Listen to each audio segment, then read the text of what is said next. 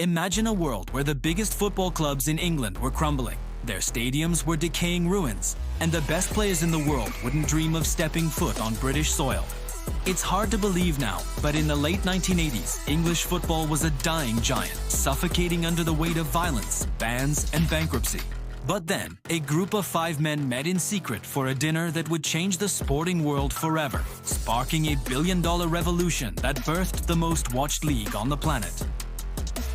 Welcome back to Sportx Radar, and today, I'm taking you behind the curtain to witness the cutthroat, high-stakes, and legendary birth of the English Premier League.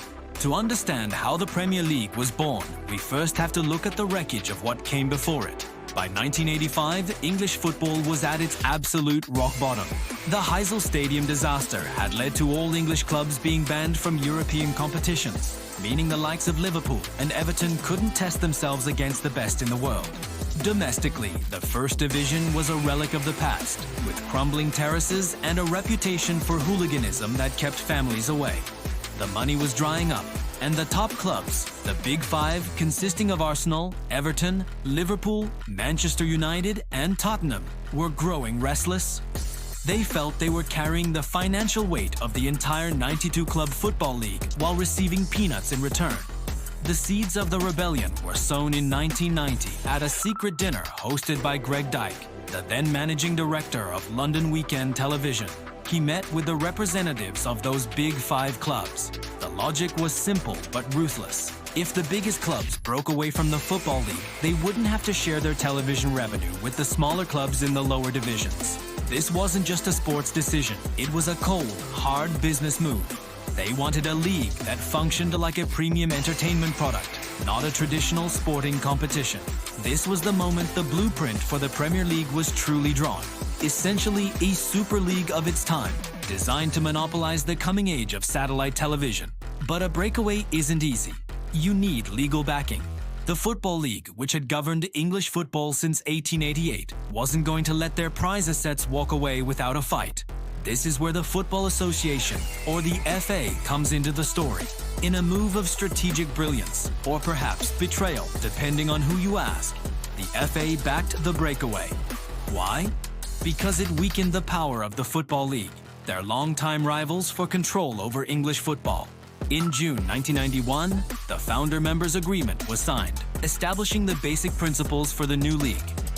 It was to be a private company, independent of the Football League and the FA, giving it the commercial freedom to negotiate its own broadcast and sponsorship deals.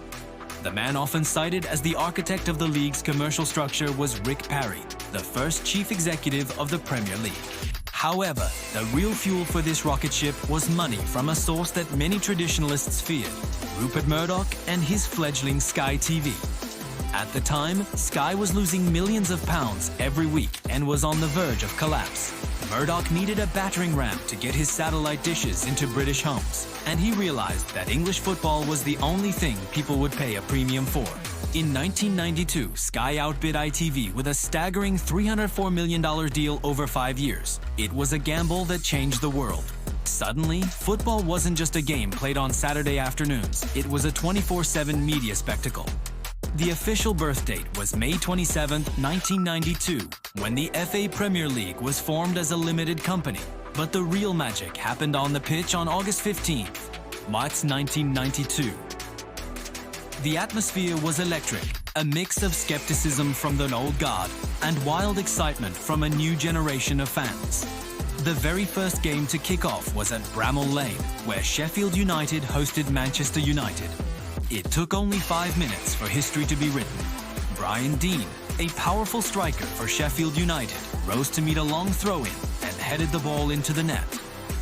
That header wasn't just a goal, it was the first ever goal in Premier League history. Manchester United, the team that would go on to dominate the next 2 decades, actually lost that opening game 2-1. In those early days, the league looked very different. There were 22 clubs instead of the 20 we have today. Names like Oldham Athletic, Sheffield Wednesday, and Wimbledon were staples of the top flight. The branding was aggressive. Cheerleaders, fireworks, and the iconic blue and white logo.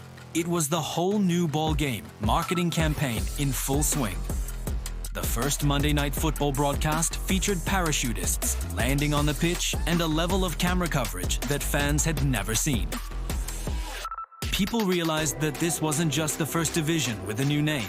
It was a fundamental shift in how sport was consumed. As we look back from our perspective here at Sportx Radar, the transformation is staggering.